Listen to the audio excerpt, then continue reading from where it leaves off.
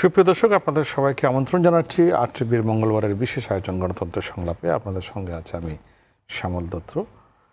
আজকে আমরা আলোচনা করব, আমরা জানি যে আর কিছুক্ষণ পরেই আমরা 17 এপ্রিল অর্থাৎ মুজিবনগর দিবসে প্রবেশ করছি।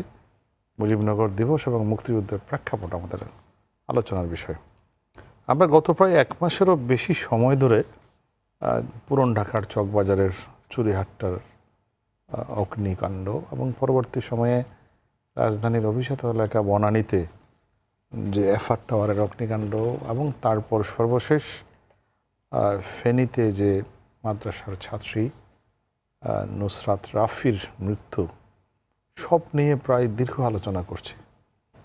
এই আলোচনাগুলোর মধ্য দিয়ে আমরা বাংলাদেশের সমাজ বাস্তবতা, বাংলাদেশের রাষ্ট্র ব্যবস্থা এবং আমাদের যে ক্ষতগুলো আছে সেগুলো নিয়ে আমরা কথা বলছিলাম।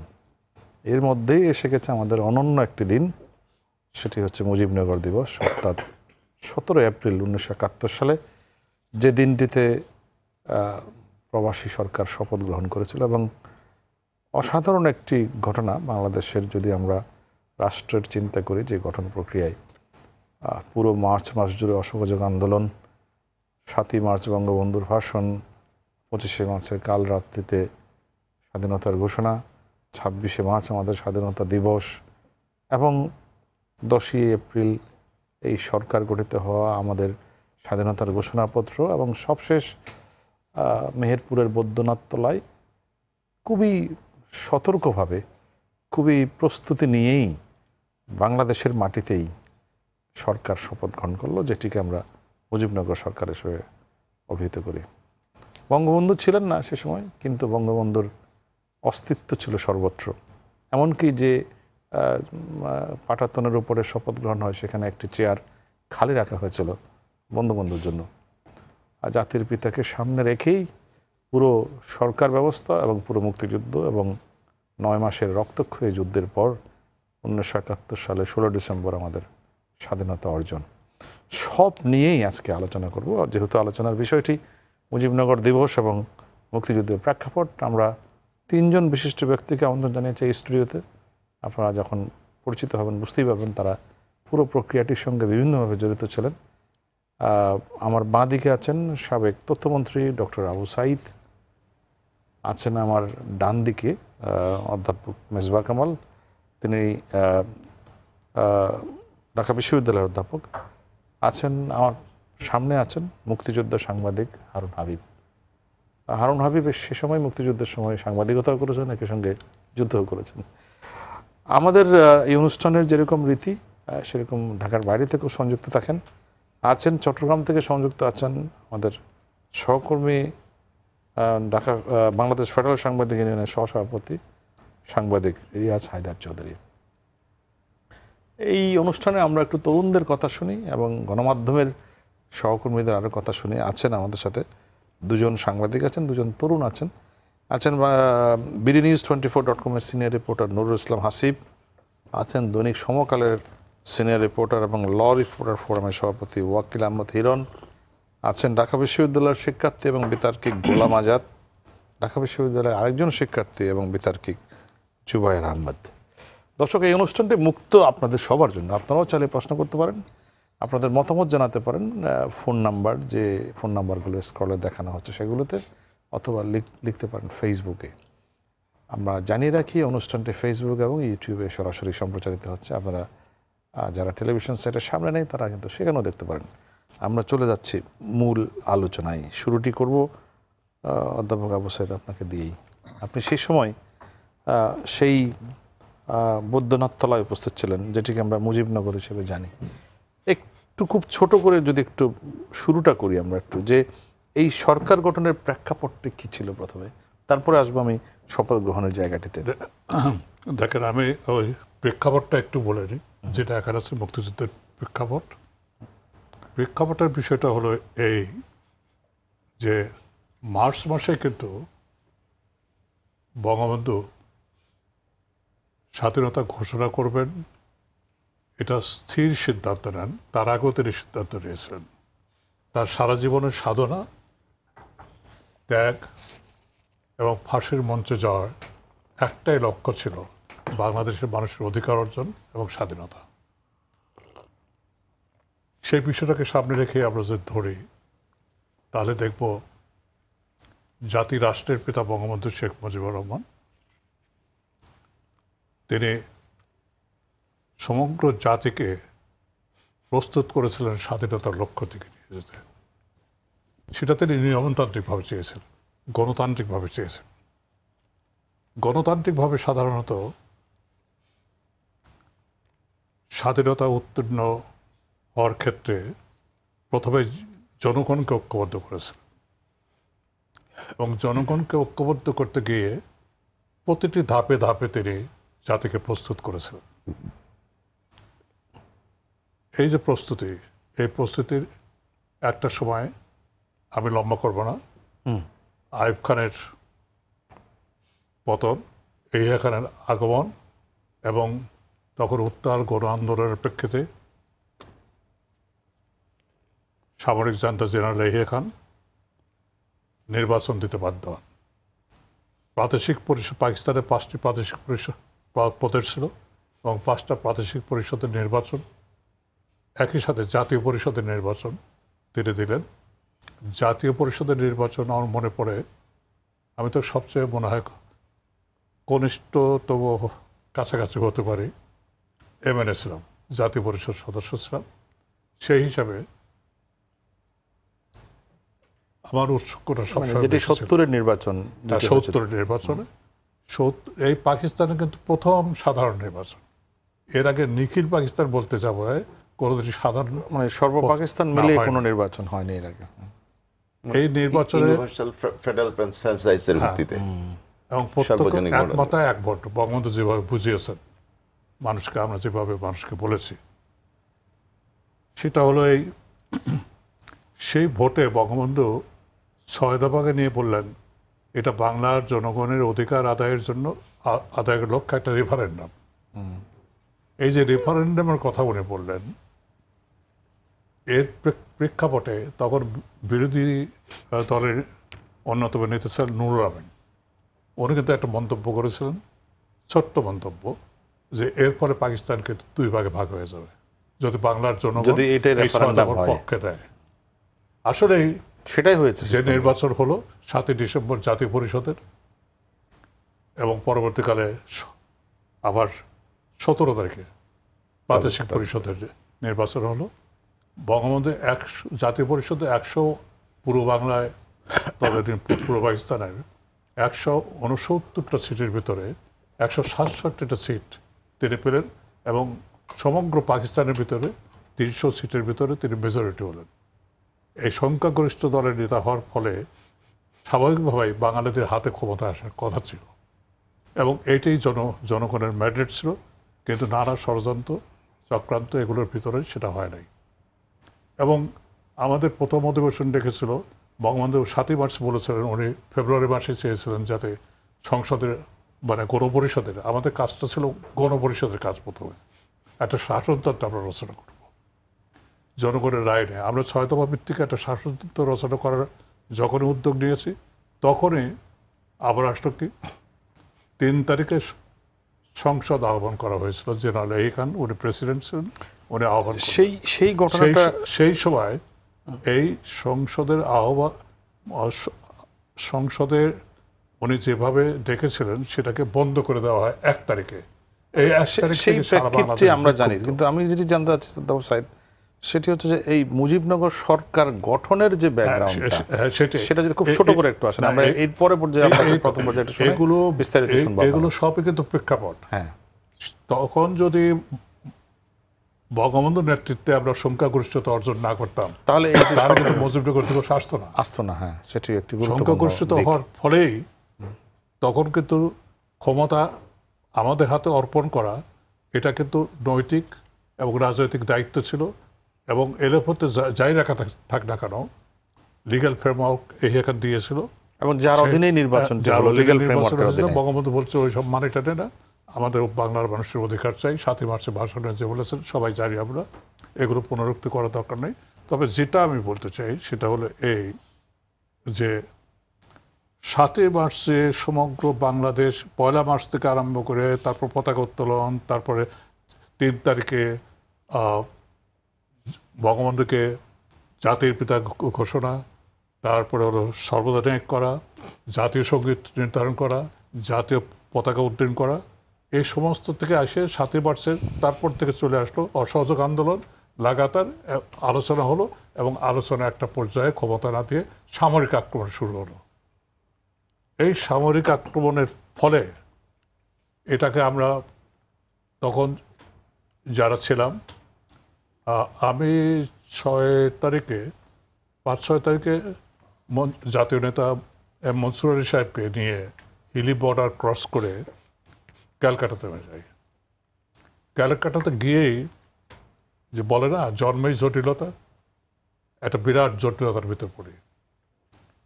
যেহেতু এম মনসুর আলী সাহেবের সাথে আমি ছিলাম, অন্য কোনো লোক ছিল না, আমরা দুজন একই সাথে থাকতাম, একই জায়গায় থাকতাম।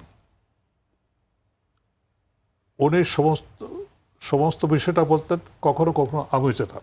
তাজউদ্দিন সাহেব ফিরে আসলেন, ফিরে আসার পরে মানে ফিরে আসলেন বলতে দিল্লি থেকে আসলেন, কিন্তু দিল্লির থেকে তিনি যে কাজটা করেছেন, তখনও মিসেস গান্ধীকে, ভারতের প্রধানমন্ত্রী, তাকে কিন্তু তিনি বলেছিলেন যে সরকার গঠিত হয়েছে, বঙ্গবন্ধু শেখ মুজিবুর রহমান যিনি সংসদীয় দলের নেতা এবং সংখ্যাগরিষ্ঠ দলের নেতা, আওয়ামী লীগের নেতা, তিনি রাষ্ট্রপতি আর তাজউদ্দিন সাহেব প্রধানমন্ত্রী, আর তদানন্তরে একটা হাইকমান্ড গঠিত হয়েছিল আন্দোলনের মাঝখান দিয়ে, তারা সব মিলে মন্ত্রী পরিষদ একটা থাকবে।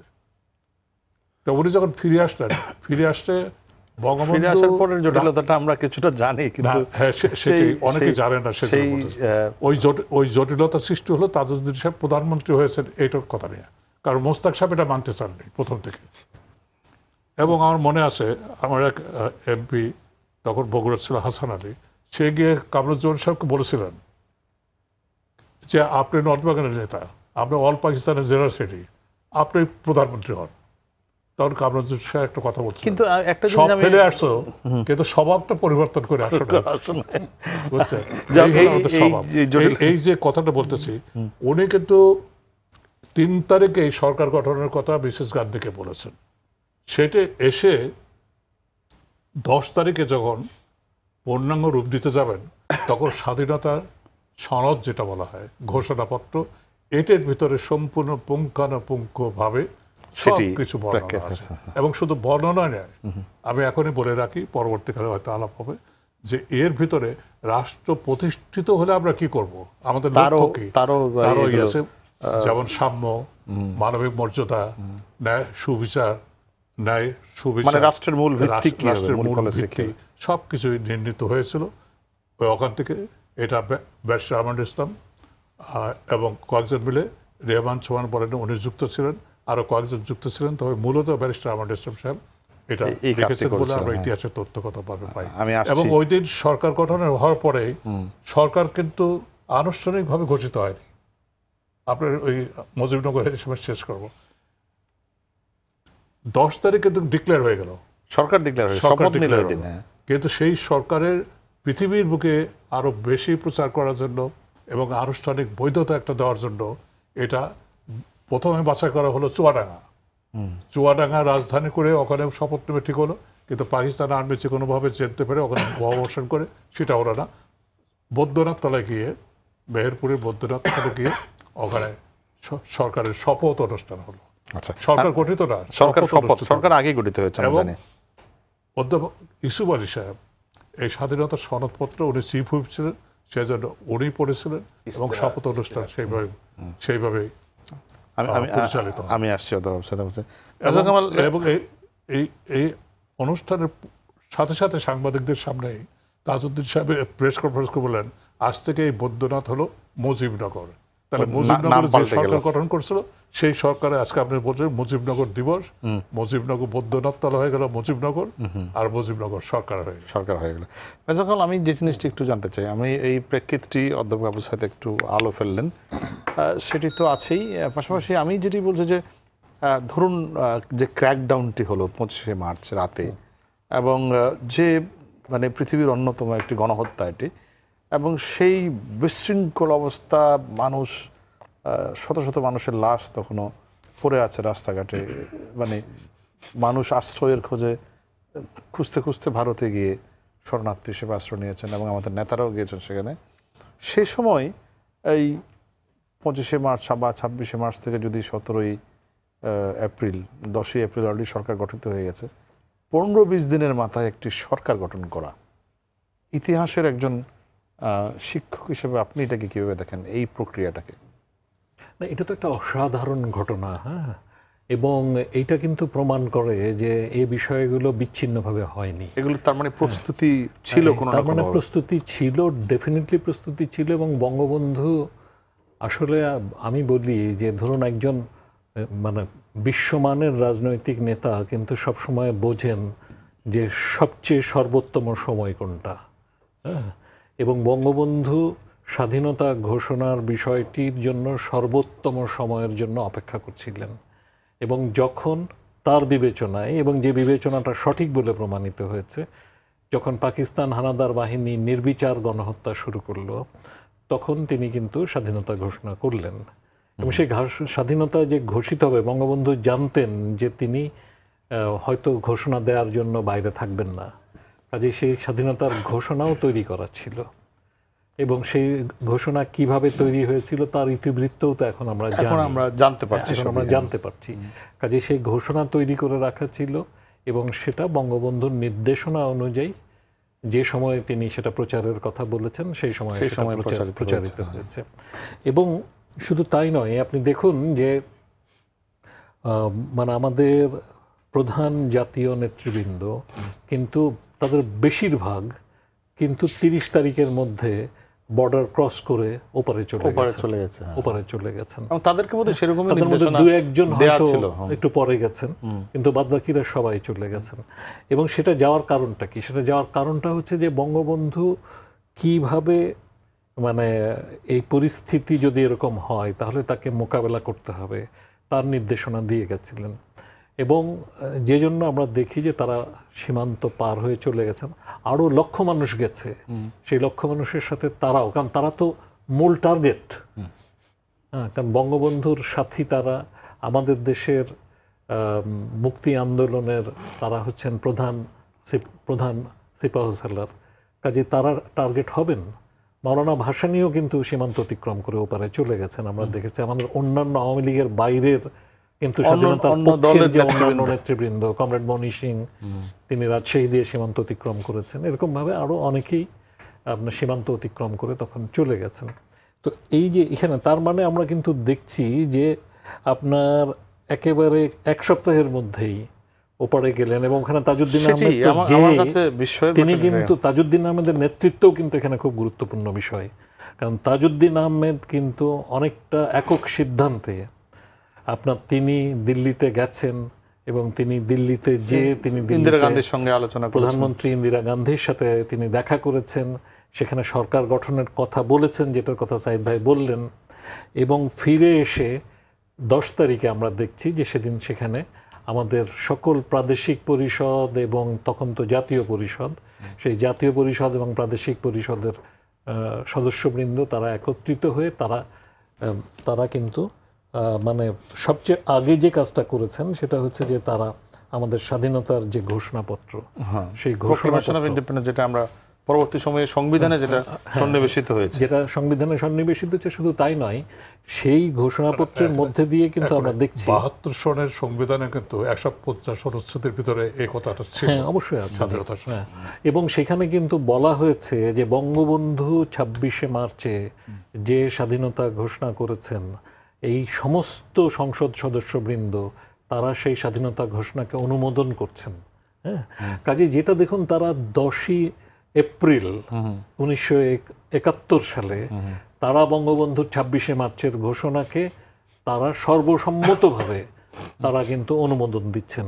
এবং বাংলাদেশের স্বাধীন রাষ্ট্র বাংলাদেশ 26শে মার্চ থেকে স্বাধীন, এবং সেই রাষ্ট্র পরিচালনার জন্য সরকার গঠন করছেন, যে সরকার 17 এপ্রিল শপথ গ্রহণ করলো। কিন্তু এই এবং সেখানে কিন্তু এই যে জনগণের জন্য তারা কেমন রাষ্ট্র প্রতিষ্ঠা করবেন, এই সরকার যে দায়িত্ব নিচ্ছে তারা কেমন রাষ্ট্র প্রতিষ্ঠা করবে, সেখানে সাম্য, মানবিক মর্যাদা এবং ন্যায় বিচার সুনিশ্চিত করার যে কথা বলা হয়েছে, সেটা বলে কিন্তু তারা সেই সরকারের কর্মসূচি, দিশা সবকিছু এই বিস্তারিত আলোচনাগুলো আমি একটু করবো আপনার সাথে মেজবা কামাল, আমি একটু আসবো এই বিষয়টাতে, আমি চেষ্টা করবো আমরা এই বিষয়টা। আমি শুধু একটু যদি কনক্লুশনে একটা বাক্য বলি এই আলোচনার, যে দেখুন মানে 25শে মার্চ রাতে সর্বাত্মক হামলা হলো, প্রথম প্রহরে 26শে মার্চের স্বাধীনতা ঘোষিত হলো, আর 26শে মার্চ থেকে 10ই এপ্রিল কদিনের ব্যাপার, মাত্র 15 দিনের ব্যাপার। এই 15 দিনের মধ্যে কিন্তু সরকার গঠন, সরকারের দিশা নির্ধারণ পর্যন্ত সমস্ত কিছু করা হলো, এবং এই সরকার গঠনটা অত্যন্ত তাৎপর্যপূর্ণ ঘটনা। আমাদের আমি সেই বিষয়টাই নেতৃত্ব দিয়েছে, এটাই একটু শুনতে চাই যে তাৎপর্যপূর্ণতাটা কোন জায়গায়, সেটাই শুনবো আপনার কাছে। হারুন ভাবি, আমি যেটি আপনার কাছে জানতে চাই, আপনারা যারা মাঠে তখন সাংবাদিকতায় বা যুদ্ধে একই সঙ্গে লিপ্ত, তারা এই মুজিবনগর শপথ গ্রহণ বা এই যে একটি আপনার সামনে, চোখের সামনে একটি সরকার চলে আসলো, আপনার চোখের সামনে যে দেশ রক্তাক্ত যুদ্ধ করছে, আপনারা সেই সময়টা আপনাদের প্রতিক্রিয়া কী হয়েছিল? আমার মনে হয় যে সে সময়ে যারা যুব তারুণ্য, বিশেষ করে যারা মুক্তিযুদ্ধে সশস্ত্রভাবে অংশগ্রহণের জন্য মানসিক প্রস্তুতি নিয়েছে এবং যোগদান করেছে, আপনি একটু আগেই বলছিলেন যে মাত্র 15 দিনের ব্যবধান সরকার গঠনটা।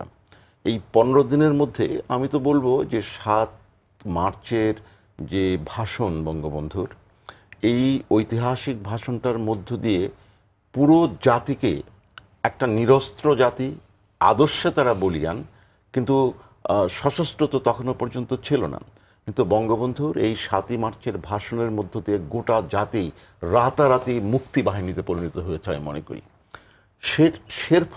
সেটার জন্যই আমরা যারা সে সময়টা ঢাকা বিশ্ববিদ্যালয়ের বা অন্যান্য গ্রামগঞ্জের যুব তারুণ্য, আমরা অসংখ্য মুক্তিযুদ্ধে গেছি, সীমান্তের ওপারে গেছি, এবং অবশ্যই বলতে হবে যে ভারতের সর্বস্তরের মানুষ এবং ভারতের সরকার, বিশেষত ভারতের প্রধানমন্ত্রী ইন্দিরা গান্ধী, তারা যে তড়িৎ গতিতে আমাদের এই বিপন্ন জনস্রোত, যারা লক্ষ লক্ষ সীমান্ত পারদেরকে একদিকে তারা আশ্রয় দিয়েছে, অন্যদিকে বাংলাদেশের মুক্তিযুদ্ধটাকে প্রাতিষ্ঠানিক ভিত্তি দিয়ে, এটাও তো একটা গুরুত্বপূর্ণ দিক যে ভারত তো যে রেসপন্ড করলো, যে এত কুইক রেসপন্স এবং এত লক্ষ লক্ষ মানুষ তখন তাদের আশ্রয়, খাদ্য, মেডিসিন, এবং একই সাথে সশস্ত্রভাবে মুক্তিযোদ্ধাদের সংগঠন করা, প্রশিক্ষণ দেওয়া, অস্ত্র রসদ দেওয়া, সবগুলোই আমি তো বলবো 1971 সালটা একটা মানে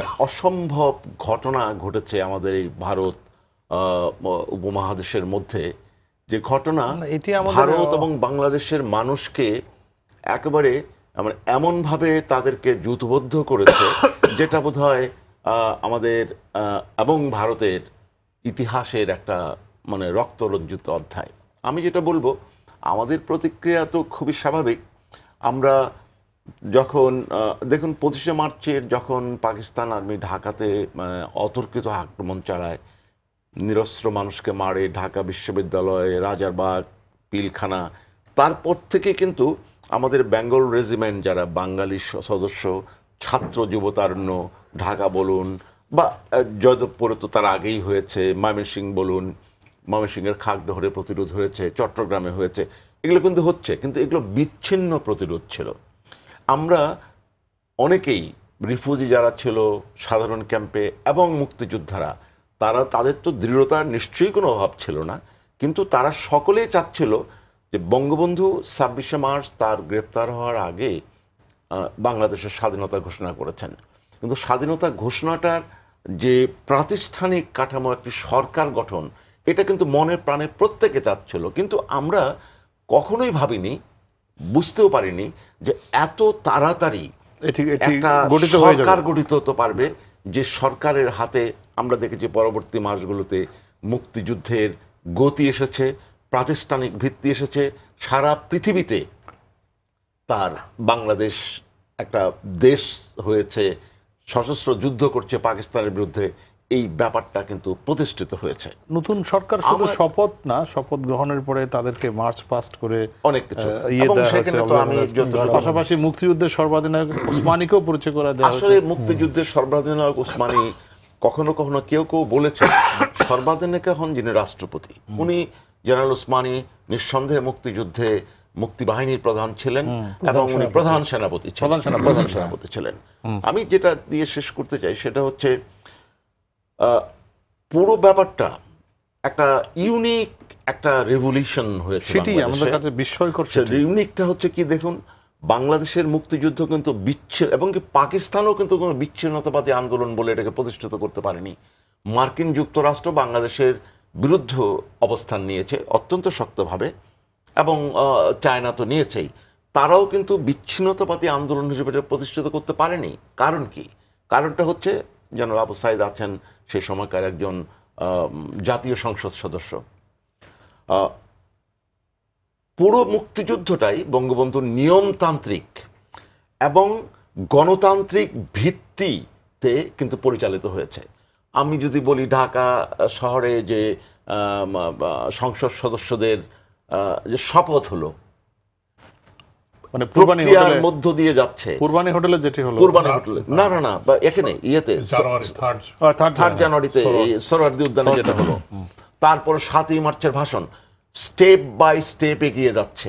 এবং 7ই মার্চের ভাষণের মধ্যে বঙ্গবন্ধু যেভাবে বললেন তাতে গণতান্ত্রিক রীতিনীতি যেমন থাকলো, অন্যদিকে পাকিস্তান যেভাবে বাংলাদেশকে শোষণ করেছে একটা ব্রিফ হিস্ট্রি তুলে ধরলেন, এবং মুক্তিযুদ্ধ যে অবশ্যম্ভাবী সেটাও বললেন, এবং কি করতে হবে সেটাও বললেন। তারপর যে সরকার গঠিত হলো, এবং বিচ্ছিন্নভাবে তো আমাদের এমপি এমএনএ যারা ছিলেন এমপিএ তারা তো বিচ্ছিন্নভাবে যে যেখান দিয়ে ভারতে চলে গেছে অত্যন্ত দ্রুত। আমি বলবো এখানেও ভারতের কর্তৃপক্ষ নিঃসন্দেহে তাদের সহযোগিতা করেছে, তাহলে এতগুলো লোককে একত্রে একসাথে আনাটাও একটা বিশাল ব্যাপার ছিল। এবং আমি জানি মুক্তিযুদ্ধ নিয়ে কিছুটা চর্চা করি বলেই, এবং সে সময় সাংবাদিকতার সাথে কিছুটা যোগসূত্র থাকার কারণে আমি জানি যে আগরতলা সার্কিট হাউসে 10, 11, 12 যে মিটিংগুলো সাইদ ভাই ভালো বলতে পারবেন, সেখানেও যেভাবে এলো এবং সরকার গঠিত হয়ে অ্যানাউন্সমেন্ট হয়ে গেল, তারপর সেখান থেকে চুয়াডাঙ্গায় এটা একটা সিক্রেট ব্যাপার ছিল, তারপরেও এটা প্রকাশ হয়ে গেছে, তারপরে পাকিস্তান বাহিনী সেখানে তো আঘাত করলো, তারপরে বৈদ্যনাথতলায় যেটা ঘটলো, এই পুরো ব্যাপারটাই কিন্তু একটা গণতান্ত্রিক নির্বাচিত প্রতিনিধিরা করেছে, যার ফলে একটা বিস্ময়কর, এটাকে কোনো হঠকারী সিদ্ধান্ত বলে কিন্তু পৃথিবীর বহু দেশ আছে, বহু জনগোষ্ঠী আছে, আজও পর্যন্ত এটা কিন্তু বিচ্ছিন্নতাবাদী আন্দোলন হিসেবে পরিগণিত হয়েছে, কিন্তু বাংলাদেশের সেটা হয়নি। কারণ বঙ্গবন্ধু শেখ মুজিবুর রহমান তার সারা জীবনে হঠকারী রাজনীতি ছিল না, গণতান্ত্রিক প্রক্রিয়ার মধ্যে ছিলেন।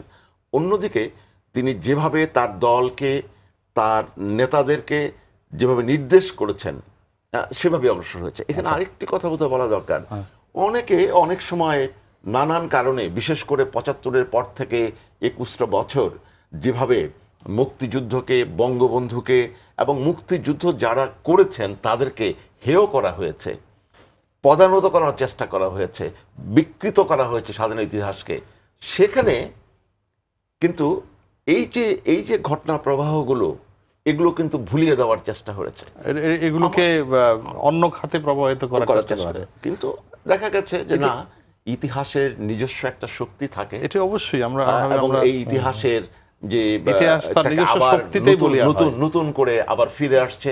এবং আমি তো একজন মুক্তিযুদ্ধের একজন সাধারণ কর্মী হিসাবে আমি মনে করি এই যে নতুন পুনরুদ্ধার আন্দোলন, মুক্তিযুদ্ধের চেতনার, আদর্শের, ইতিহাসের, সেটাকে রক্ষা করার জন্য কেবলমাত্র রাজনৈতিকভাবে একটা দুটো নির্বাচনে জেতা নিশ্চয়ই এটা দরকার আছে অবশ্যই, কিন্তু এর একটা সাংস্কৃতিক আন্দোলন দরকার, এর একটা রেনেসা দরকার বাঙালি জনমানুষ, আমি মনে করি।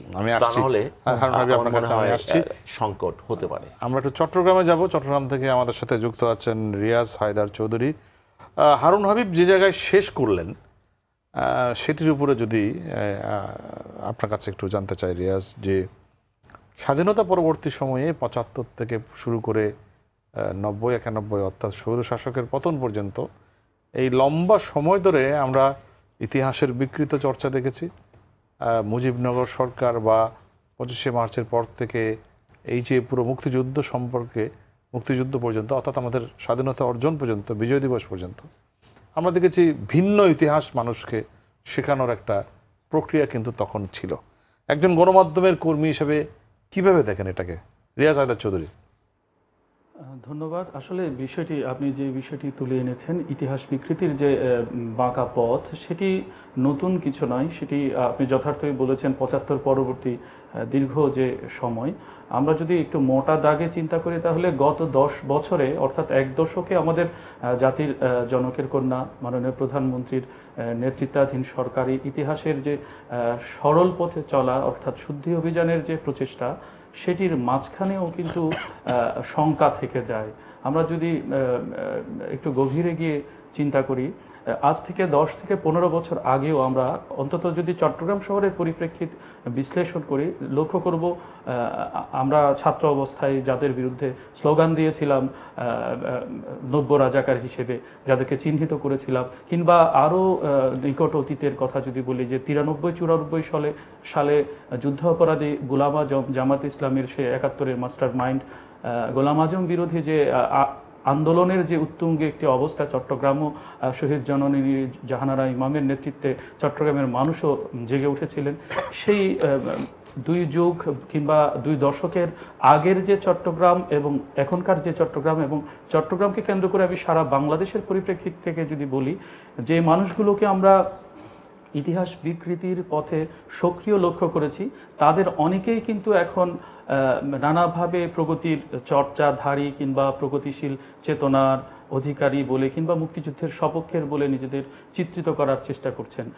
এই যে প্রবণতা, এটিতে আমি মনে করি যে সামনের যে দিন আমাদের সরকারের যা কিছু ইতিবাচক পদক্ষেপ, বিশেষ করে মুক্তিযুদ্ধের চেতনা বাস্তবায়নের পথে যেই তাগিদটুকু, সাংস্কৃতিক বিপ্লবের যে কথাটুকু আমার অগ্রজ হারুন হাবিব বলছিলেন, সেই পথ কিন্তু খুব একটা সহজ বলে আমি নতুন প্রজন্মের একজন কর্মী হিসেবে আমি মনে করছি না।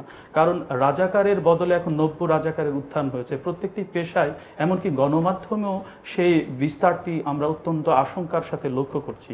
এবং সেটি গণমাধ্যমের ক্ষেত্রে যেরকম ব্যাংকিং সেক্টরে, শিক্ষা সেক্টরে, সাংস্কৃতিক অঙ্গনেও আমরা লক্ষ্য করছি মুখোশধারী কিছু প্রগতিশীলের অনুপ্রবেশ ঘটেছে। এবং প্রত্যেকটি ক্ষেত্রে রাজনৈতিক বলয়ের মধ্যে যেমন হাইব্রিডদের আস্ফালন, একইভাবে অন্যান্য সকল ক্ষেত্রে, অর্থাৎ 1971-এর যে জনযুদ্ধের মধ্যে মুজিবনগর সরকারের যে লক্ষ্যমাত্রা ছিল, যেটির তাগিদ 25শে মার্চের রাতের গণহত্যার পরে 26শে মার্চের বঙ্গবন্ধুর ঘোষণার মধ্যে এসছে, কিংবা তার আগে 7ই মার্চের যে সার্বজনীন ডাক, স্বাধীনতার যে আকুতি, আহ্বান কিংবা দৃঢ় প্রত্যয়, সব কিছু কেমন যেন মনে হচ্ছে যে সামনের দিনে সামগ্রিক অর্জনের ক্ষেত্রে আমাদের অনেক প্রতিবন্ধকতা পোহাতে হবে। আমার মনে হয় এটি বাস্তবতা।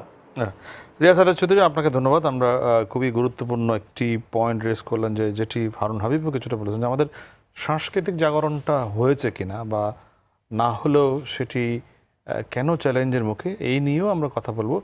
তবে আমাদের অন্য স্টুডিওতে 4 জন অতিথি আছেন, তাদের কাছে শুনবো, তারপরেই এর মাঝখানে আমাকে নিচ্ছে হতে ছোট্ট একটা বিরতি। দর্শক, বিরতির পর ফিরবো, আমাদের সবার কথা শুনবো এবং আমরা স্মরণ করবো আমাদের মুক্তিযুদ্ধকে। গণতন্ত্রের সংলাপে নিচ্ছি ছোট্ট একটা বিরতি, কোথাও যাবেন না, অল্পক্ষণের মধ্যে ফিরছে, আমাদের সঙ্গেই থাকুন।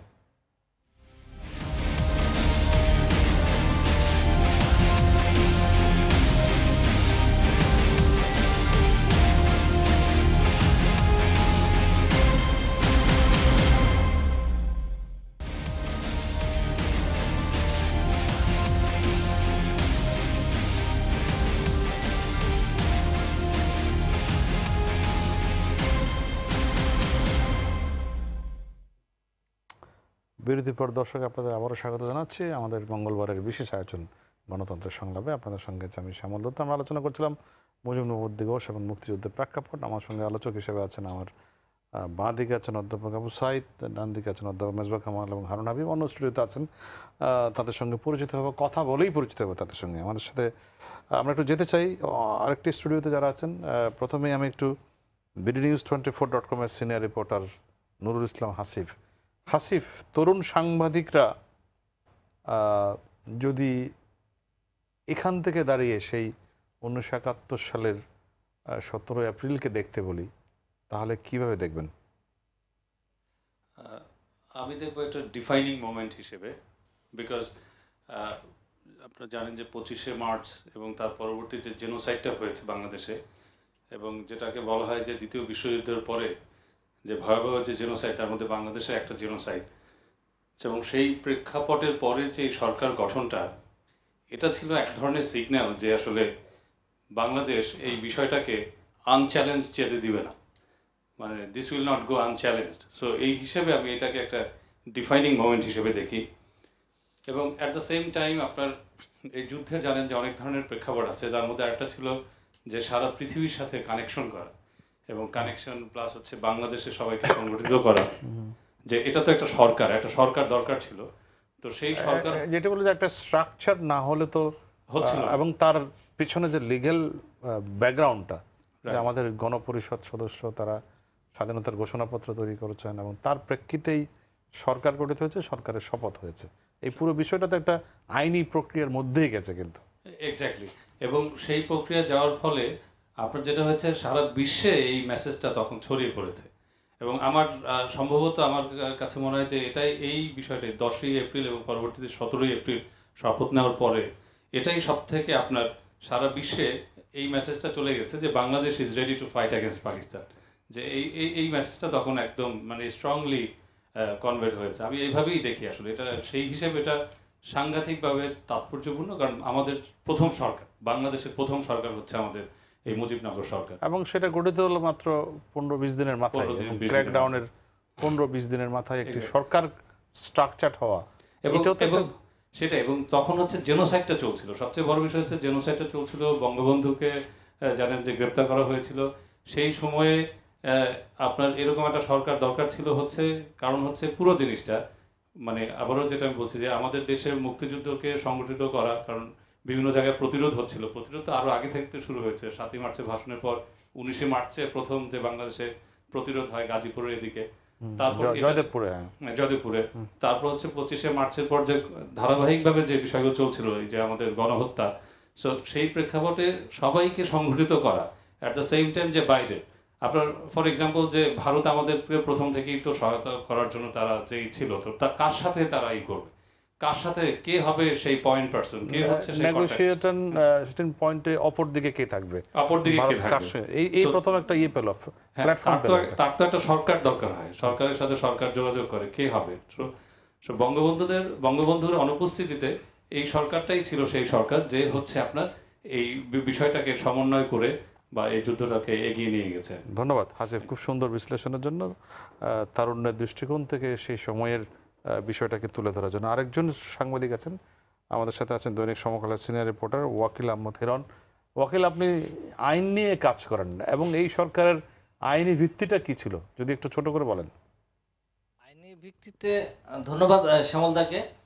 আইনি ভিত্তিতে যথাযথভাবেই এই মুজিবনগর সরকার গঠন হয়েছিল এবং এটাকে প্রথমে অস্থায়ী সরকার বলা হয় বা মুজিবনগর সরকার।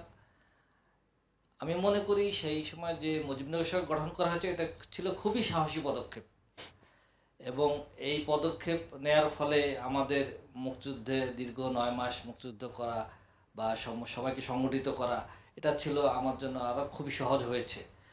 এটা করা না হলে আমাদের কবে মুক্তিযুদ্ধ করা কতদূর আমরা মুক্তিযুদ্ধ করতে পারতাম সেটাও একটা বিভিন্ন প্রশ্ন দেখা দিয়েছিল। যাই হোক, আমাদের এখন হলো যে এরপরে আমি একটু বলতে চাই শ্যামলদা, যে মুজিবনগর সরকারের করার পরে ওই সময় যারা মুক্তিযোদ্ধা ছিলেন তারাই তো অনেকে পরবর্তীতে মুজিবনগর সরকারের কর্মচারী হিসেবে বিভিন্ন জায়গায় প্রশাসনে চাকরি নিয়েছেন। আমি এখনও সরকারে আমি জানি যতদূর যে সরকার প্রশাসনের বিভিন্ন জায়গায় এখনও বিভিন্ন দপ্তরে বিভিন্ন মন্ত্রণালয়ে তারা চাকরি করছেন বহাল তবিয়তে। প্রায় 1000-এর বেশি সংখ্যা আছে এখানে। সাব রেজিস্ট্রার আছেন, কাস্টমসে আছেন, এনবিআরে আছেন। ইতিমধ্যে আমি জানি যে তাদের চাকরিটা কিভাবে হয়েছে এটা আপনিও জানেন বা দেশবাসীও জানেন, এটা নিয়ে অনেক আলোচনা আছে, এটা আলোচনা সমালোচনা তো আছে। এরা বিভিন্ন ভাবে চাকরি নিয়েছে। এই বিষয়টা নিয়ে একটু পরে কথা বলবো হিরণ। আমরা এই আলোটা একটু অন্যদিকে আলোচনা করে তারপর আবার হয়তো এদিকে আসবো। আমি আপনাকে ধন্যবাদ জানাচ্ছি বিষয়টি উত্থাপন করার জন্য। একটু আরেকজন তরুণ, দুজন শিক্ষার্থী আছেন একেবারেই তারুণ্য, যারা এখনই ঢাকা বিশ্ববিদ্যালয়ের শিক্ষার্থী, বিতার্কি গোলাম আজাদ। তরুণরা এই বিষয়গুলোকে কি দৃষ্টিতে দেখে যদি গোলাম আজাদ একটু বলেন। এই যে মুজিবনগর দিবস বা আমাদের যে কতগুলো মাইলস্টোন জাতি গঠনের, 25শে মার্চ, 26শে মার্চ, তারপরে আপনার এর আগে 7ই মার্চ তো আছেই। পরবর্তী সময়ে যখন স্বাধীনতা যুদ্ধ শুরু হয়ে গেল, তারপর 10ই এপ্রিল আমাদের স্বাধীনতার ঘোষণাপত্র, আমাদের মুজিবনগর সরকার গঠন, মুজিবনগর সরকার শপথ গ্রহণ, কিভাবে দেখে তরুণরা? গোলাম আজাদ। শ্যামলদাকে অসংখ্য ধন্যবাদ। দেখুন, মানে মুক্তিযুদ্ধ নিয়ে যদি কথা বলতে শুরু করি এবং এখানে তরুণদের আবেগটা বা অনুভূতির জায়গাটা নিয়ে যখন কথা বলতে হবে, তখন আপনাকে যে জিনিসটি দেখতে হবে, দেখুন একটা সরকার গঠন করা দরকার ছিল। এখন অন্যান্য দেশের প্রেক্ষাপটগুলোতে যে জিনিসটি হয়, যখন আপনি একটি সরকার গঠন করবেন, দেশের বাইরে গিয়ে সরকারগুলো গঠিত হয়। আপনি বর্তমানে ভেনেজুয়েলার ব্যাপারটিও যদি দেখেন, যে বর্তমান সরকারের বিরুদ্ধে যখন তারা একটি পাল্টা ব্যবস্থা নিচ্ছে, অর্থাৎ তারা যে অপরাধটি করছে এটি মেনে নিতে চাচ্ছে না, এরকম যখন পাল্টা একটি ব্যবস্থা নিচ্ছে, অথবা পাকিস্তানিরা যখন আমাদের উপর অ্যাটাক করলো, এর পাল্টা একটি ব্যবস্থা যখন আমি নিচ্ছি, যে সরকারটি গঠন করেছিলাম একটি অনির্বাচিত সরকার কিন্তু নয়। দেখুন, এই সরকারটি কিন্তু গঠন হতে পারতো আপনার রাষ্ট্রের বিভিন্ন গুরুত্বপূর্ণ ব্যক্তিদের নিয়ে, যারা শুধুমাত্র হচ্ছে আপনার সেই রাজনৈতিক ধারণাটিকে বিশ্বাস করে, শুধুমাত্র তাদেরকে নিয়ে কিন্তু এই সরকারটি গঠন হতে পারতো। সেটি কিন্তু হয়নি। যে জিনিসটা হয়েছে এই ক্ষেত্রে, যে নির্বাচিত যারা প্রতিনিধি ছিল, অর্থাৎ আপনার গণপরিষদ এবং প্রাদেশিক পরিষদের যারা নির্বাচিত ছিল, তাদেরকে নিয়ে হয়েছে। এবং এখানে আইনি ভিত্তিটা, হ্যাঁ, এখানে আইনি ভিত্তিটা তৈরি হচ্ছে। এবং তরুণরা যে জিনিসটি খেয়াল করছে, দেখুন যে প্রত্যেকটি জায়গায় মানে আইনি যে আপনার লড়াইটি রয়েছে বা আইনি যে ভিত্তিটি রয়েছে, সেই ভিত্তিটি শক্ত করে। দেখুন আপনার 7ই মার্চের যে বক্তব্য, যদি 7ই মার্চের ভাষণের দিকে লক্ষ্য করুন, বঙ্গবন্ধুর একটি শব্দের আপনি উচ্চারণও পাবেন না যেটা আপনার রাষ্ট্রদ্রোহিতার সঙ্গে সামিল হয়। তার বিরুদ্ধে কিন্তু রাষ্ট্রদ্রোহিতার কোনো অভিযোগ নিয়ে আসতে পারছেন না। কিন্তু উল্টো দিকে সেই 7ই মার্চের ভাষণ অপরপক্ষে কিন্তু আবার আমাদেরকে সেই সাহসটি জুগিয়ে তুলছে যে হ্যাঁ, আমরা স্বাধীনতা যুদ্ধের জন্য এগিয়ে যাব। বঙ্গবন্ধু একদিকে বলছেন আমাদের যা কিছু আছে তা নিয়ে প্রস্তুত থাকো, আমাদের এবারের লড়াই মুক্তির লড়াই, আমাদের এবারের লড়াই স্বাধীনতা, আমাদের এবারের সংগ্রাম মুক্তির সংগ্রাম, এবারের সংগ্রাম স্বাধীনতার সংগ্রাম।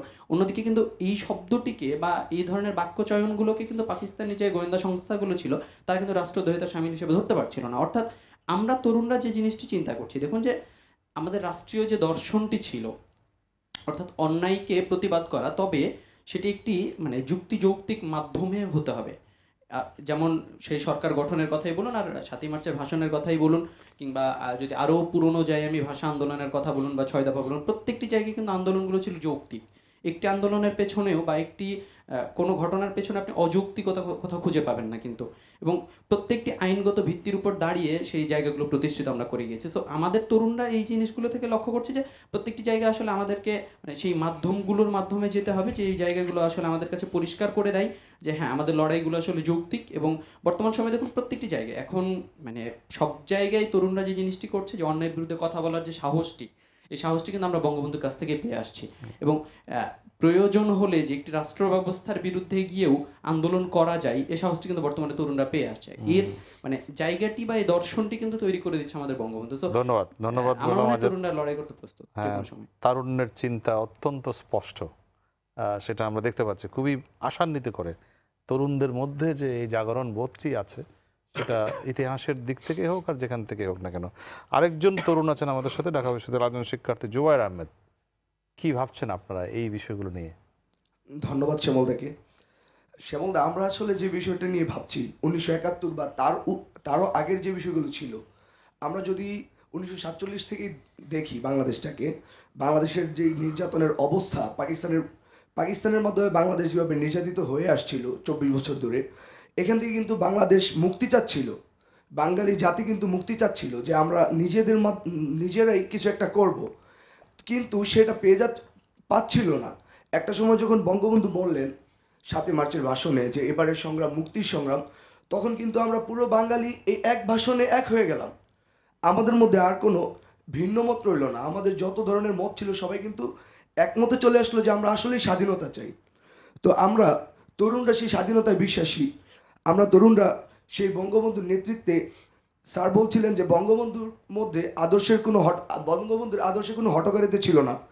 তো আমরা তার যেই হঠকারিতাহীন আদর্শ ছিল সেই আদর্শকে নিজেদের মধ্যে ধারণ করি এবং সেই আদর্শ নিজেদের মধ্যে লালন করে তার মতো শক্ত নেতৃত্ব যেন আমাদের মধ্য থেকে উঠে আসে সেই আশা রাখি আমরা।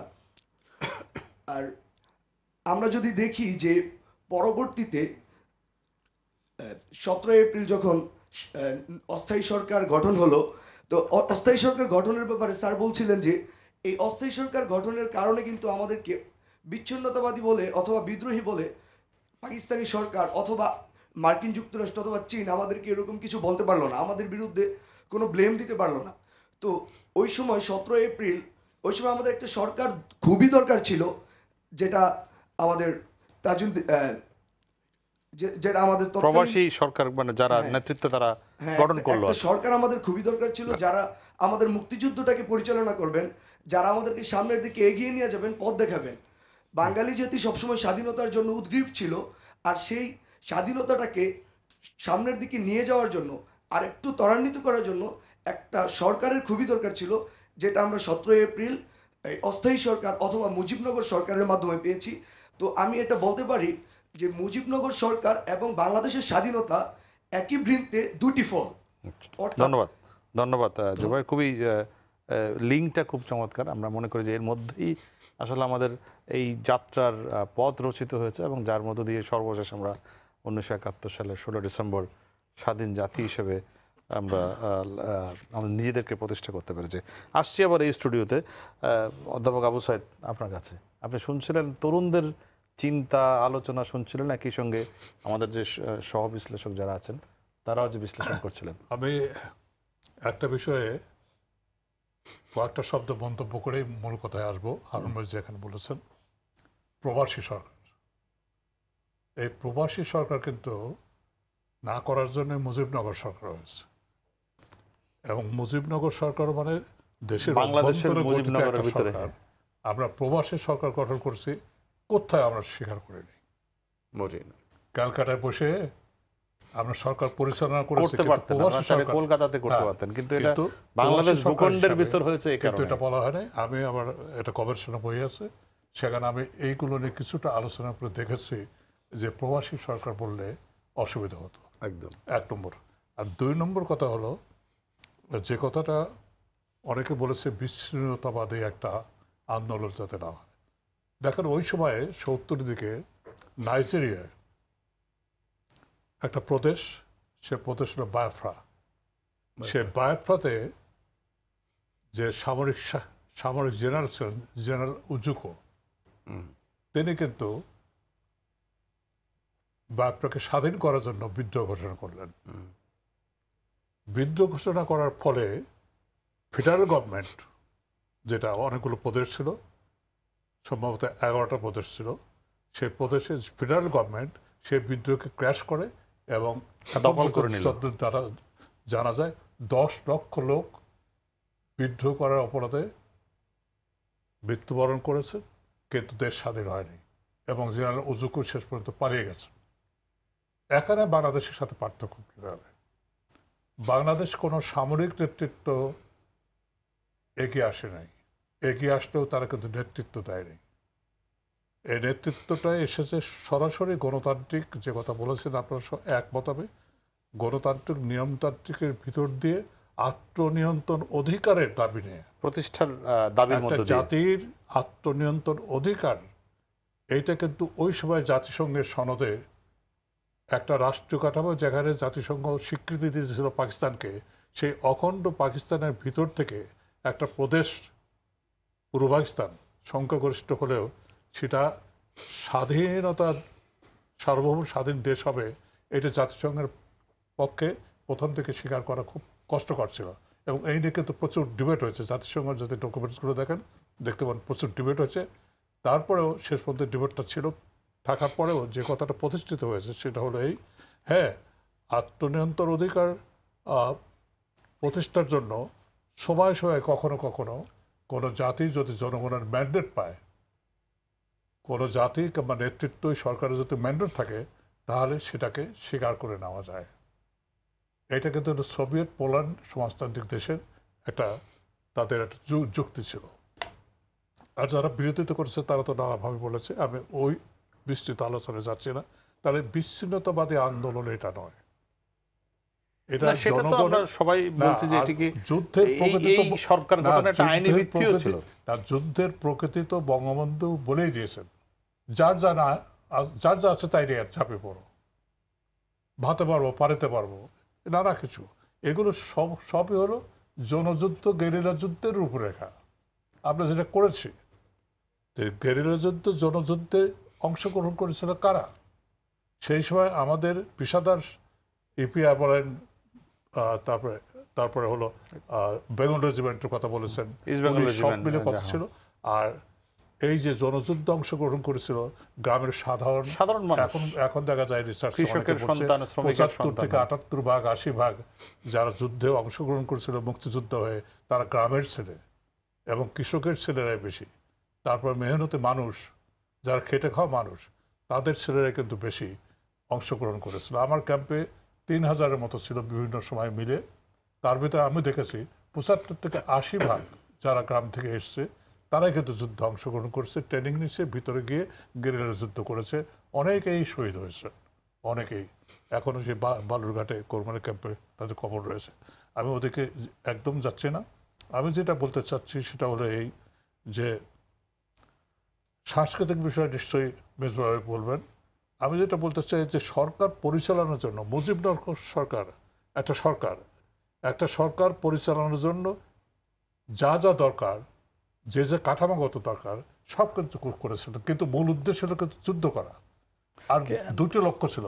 এই কথা বলে আমি শেষ করব না, আমি যেটা জানতে আগ্রহ আপনার কাছে সেটা হচ্ছে ওই দিন যে সরকার গঠনের পরে দেশে বিদেশে প্রতিক্রিয়াটা নিশ্চয়ই আপনারা পাচ্ছিলেন।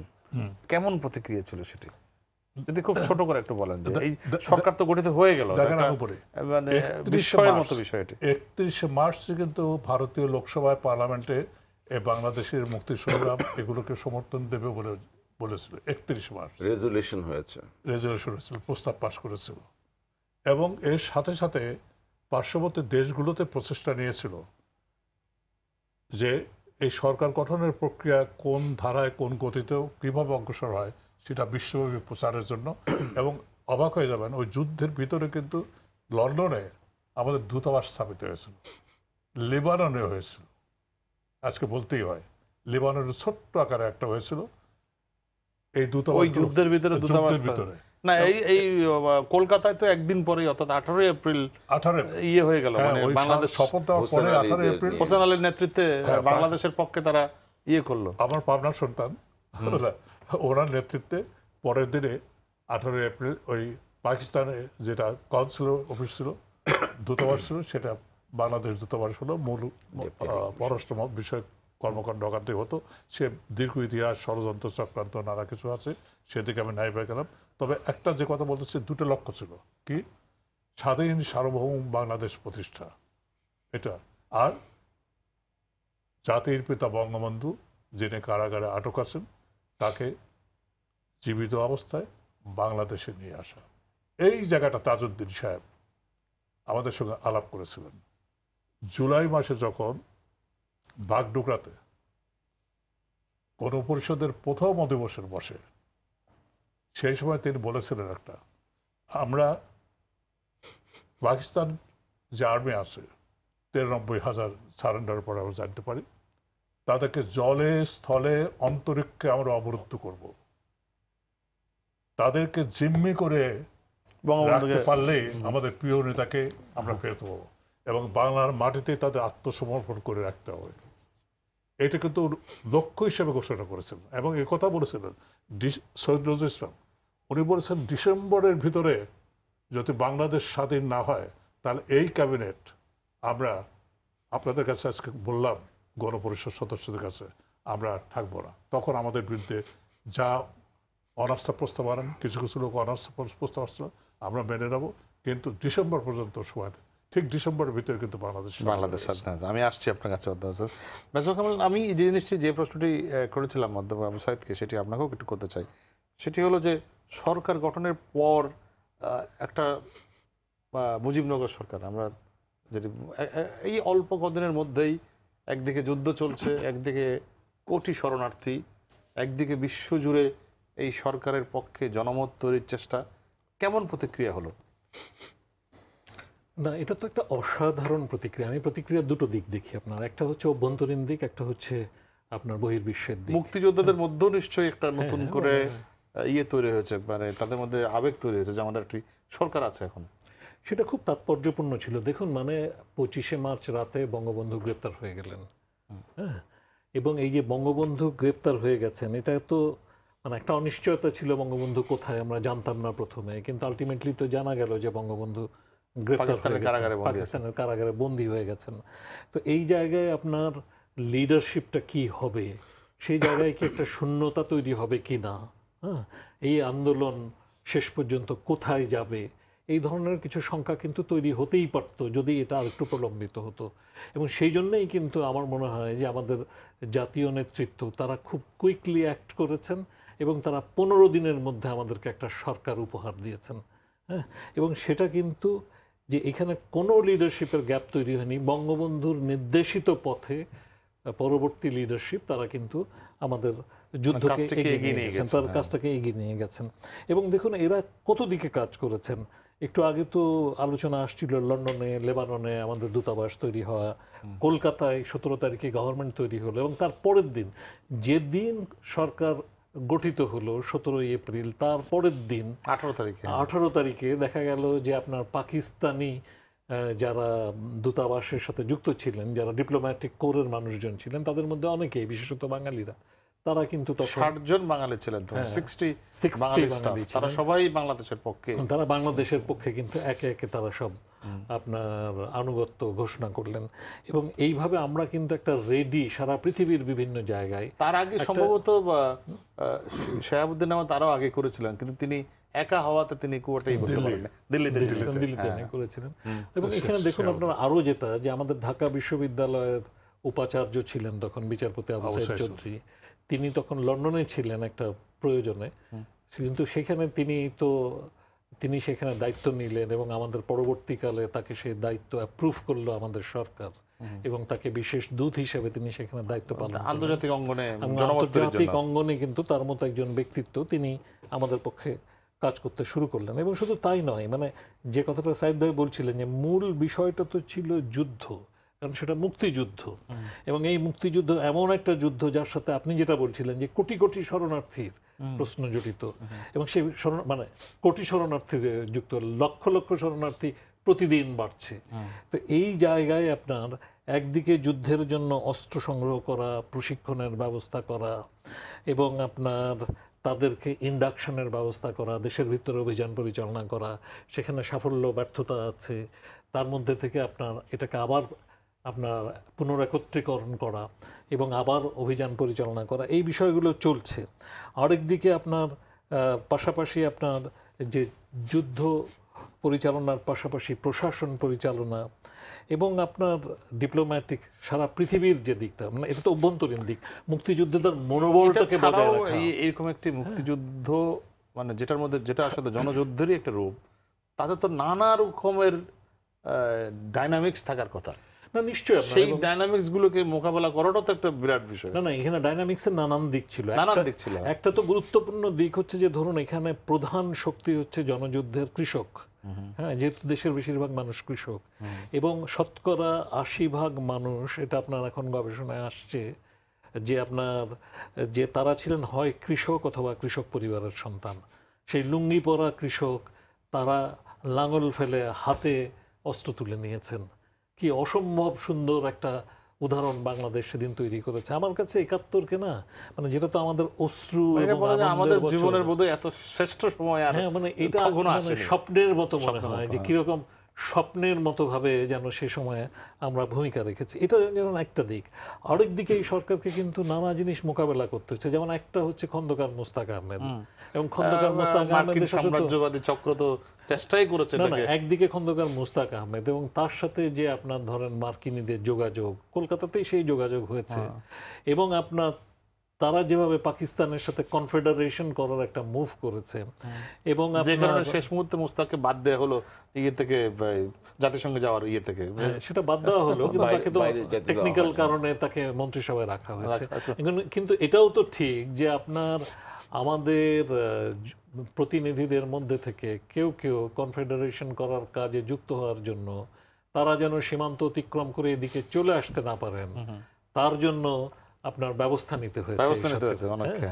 তো সেদিক থেকে আপনার ওই যে কথা আপনি বলছিলেন যে আপনার বাগডোগরা অধিবেশনে মানে আপনার ডিসেন্টিং ভয়েস তো ছিলই, তো কাজে সেখানে আপনার ইন্টারনাল যে আপনার একটা ডিনামিক্স সেটাও তো ছিল। আবার আন্তর্জাতিকভাবে দেখুন, একদিকে মার্কিন যুক্তরাষ্ট্রের বিরোধিতা, আরেকদিকে চীনের বিরোধিতা, তার বিপরীতে সোভিয়েত ইউনিয়নের সমর্থন আদায়, এবং সেটাকে নিশ্চিত করার জন্য বাংলাদেশের যে সরকার আছে সেই সরকারের পাশাপাশি একটা জাতীয় মুক্তি কাউন্সিল গঠন করা, যেখানে মাওলানা ভাসানী, যেখানে কমরেড মনি সিং, অধ্যাপক মুজাফফর আহমেদ সহ মনোরঞ্জন ধর, এদের সবাইকে ইনক্লুড করে যে আপনার একটা জাতীয় মুক্তি কাউন্সিল গঠন করা, এবং যেভাবে আপনার সোভিয়েত ইউনিয়ন সহ আর ভারতের ভূমিকার জন্য যে চাপটা ক্রমাগতভাবে বাড়ানো, যাতে ভারত দ্রুত বাংলাদেশকে স্বীকৃতি দেয়, তো সেই সমস্ত কাজগুলো আপনার অসাধারণ দক্ষতার সাথে কিন্তু আমাদের মুজিবনগর সরকার করেছে। আমার কাছে মনে হয় যে আমাদের যোগ্যতা যে কত মানে মানে কত আকাশস্পর্শী গগনচুম্বী যোগ্যতা, তার পরিচয় কিন্তু মুজিবনগর সরকার। একটি জিনিস হারুন হবে আপনার কাছে, আপনি একটু আগে কিছুটা উল্লেখ করেছিলেন, ছোট করে উল্লেখ করেছিলেন যে এই সরকার গঠনের পর আমরা যেখানে আশ্রয় নিয়েছি সে ভারতের পক্ষে কি অনেক বেশি সহজ হয়েছে যে এই মুক্তিযুদ্ধের পক্ষে বিশ্ব জনমত তৈরি করার জন্য? এখানে একটা বড় আছে, দেখেন মুক্তিযুদ্ধের খুব একটা তাৎপর্যময় একটা ডেভেলপমেন্ট ঘটনা ঘটে 9ই আগস্ট ভারত সোভিয়েত ইউনিয়নের চুক্তি, যে প্রতিরক্ষা চুক্তি, যেটি ডিফেন্স প্যাক্ট। এর ফলে মার্কিন যুক্তরাষ্ট্র, চীন এবং অন্যান্যরা যেভাবে আন্তর্জাতিক অঙ্গনে ভয়ঙ্করভাবে বাংলাদেশ বিরোধিতায় নেমেছিল, এই যে একটা ডিটেনটি হয়ে গেল, এইটা একটা যে চুক্তি হলো, এই চুক্তিতে একটা বলবো যে মানে একটা প্রতিরোধ শক্তি জন্মালো। অন্যদিকে ইন্দিরা গান্ধীর ক্যাবিনেটের মধ্যেও খুব প্রকাশ্যে না হলেও তার অফিসিয়ালদের অনেকেরই, এবং ইন্দিরা গান্ধীকে বারবার বলা হয়েছে, আমি পরবর্তীতে সে সময় হয়তো আমরা মাঠ পর্যায়ের সৈনিক ছিলাম, পরবর্তীতে গবেষণা করতে যে বিশেষ করে অতি সম্প্রতি বাংলাদেশের মুক্তিযুদ্ধে ভারত নামে আমি 3 খণ্ডের কতগুলো ফ্যাক্টস অ্যান্ড ডকুমেন্টেশন করেছি, এগুলো তো আমি যে লক্ষ্য করলাম যে ইন্দিরা গান্ধীর ক্যাবিনেটের মধ্যেও অনেকেই চায় নাই যে নতুন করে আরেকটা মানে ইন্টারন্যাশনাল আইসোলেশন যেন না হয়। কিন্তু ইন্দিরা গান্ধী এককভাবে এবং তার নিশ্চয়ই কিছু সহযোগীর মাধ্যমে যেভাবে যে দৃঢ়তার সঙ্গে, আমরা যদি খালি দেখি বিভিন্ন রিফিউজি ক্যাম্পগুলোতে গিয়ে ইন্দিরা গান্ধী যে বক্তব্য দিয়েছেন, যেভাবে মানুষের পাশে দাঁড়িয়েছেন, এগুলো এগুলো এগুলো যে কত বড়, একদিকে তো অবশ্যই একটা মানবিক দৃষ্টিভঙ্গির চূড়ান্ত একটা দৃষ্টান্ত, অন্যদিকে তার যে রাজনৈতিক প্রাজ্ঞতা এবং দৃঢ়তা, এর কিন্তু একটা বহিঃপ্রকাশ। অবশ্যই আমরা জানি সেরকম দ্বারা দেশ থেকে পালিয়ে যাওয়া জনগোষ্ঠী উদ্বাস্তু হিসেবে আশ্রয় নিয়েছে আরেক দেশে, তাদের মধ্যে এক ধরনের জাগরণ তৈরি করা তো একটা বিশাল ব্যাপার ছিল, বিশাল ব্যাপার ছিল। তারপর আন্তর্জাতিক অঙ্গনে যে ইন্দিরা গান্ধী যে ডিপ্লোমেসিটা করলেন, এটা একটা এ পর্যন্ত বাংলাদেশি শোনা কোনো রাষ্ট্রের এই ধরনের ঘটনা নিয়ে এত বড় ডিপ্লোম্যাটিক ওয়ার কিন্তু আর ঘটেনি, যেটা ইন্দিরা গান্ধী এককভাবে করলেন।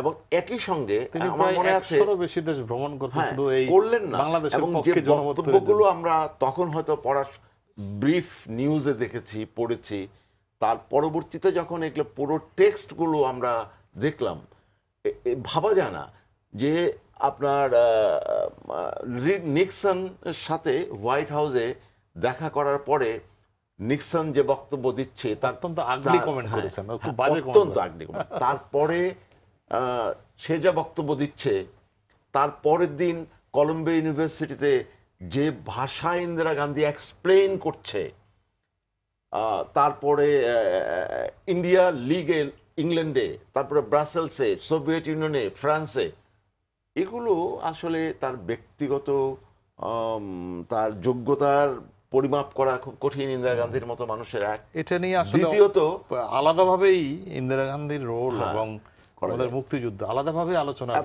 দাবি রাখে। এবং আমি মনে করি যে ইন্দিরা গান্ধীর নেতৃত্বে যেভাবে মার্কিন আগ্রাসনের বিরুদ্ধে দাঁড়িয়ে এবং সর্বশেষে তো আপনার 7 ফ্লিটের মতো দিয়ে যেভাবেই হোক এটাকে একটা নস্যাৎ করার চেষ্টা হয়েছিল।